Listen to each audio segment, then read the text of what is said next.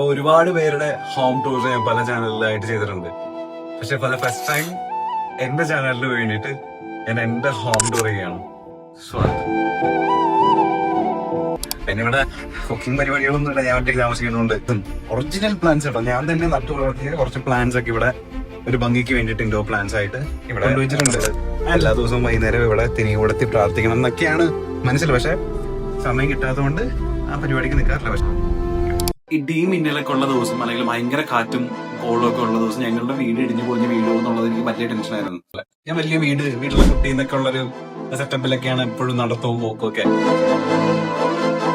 പിറ്റേ ദിവസം എനിക്ക് സ്കൂളിൽ പോകാൻ എനിക്ക് ഭയങ്കര മടിയായിരുന്നു. കാരണം ഇത്രയും നാള് ഞാൻ പറഞ്ഞ കള്ളങ്ങളൊക്കെ വെച്ചിട്ട് ഇവരെന്നെ ഏത് രീതിയിലായിരിക്കും റിസീവ് ചെയ്യാന്നുള്ളത് എനിക്ക് വൻ പേടിയായിരുന്നു. അതായത് എനിക്ക് സന്തോഷം വരുമ്പോഴും ദുഃഖം വരുമ്പോഴും എന്തെങ്കിലും ടെൻഷൻ വരുമ്പോഴും എനിക്ക് പോവാൻ നിന്ന് കയറി നിൽക്കാൻ ഇഷ്ടമുള്ള ഒരു സ്പേസ് ആണ്.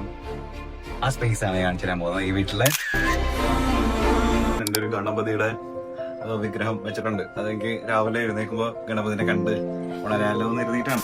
കിടക്കുന്നതിന്റെ ജസ്റ്റ് ഓപ്പോസിറ്റ് ആയിട്ട് എന്റെയും അമ്മയുടെയും ഒരു ഫോട്ടോ വെച്ചിട്ടുണ്ട്. എന്റെ ഫ്രണ്ട് എനിക്ക് ബർത്ത്ഡേ ഗിഫ്റ്റ് ചെയ്താണ്. നമ്മളുടെ കൂടെ ഉണ്ടാവണം, നമുക്ക് ഒരുമിച്ച് വളരാം, ഒരുമിച്ചൊരു കമ്മ്യൂണിറ്റി ഫാമിലി ബിൽഡ് ചെയ്തെടുക്കാം.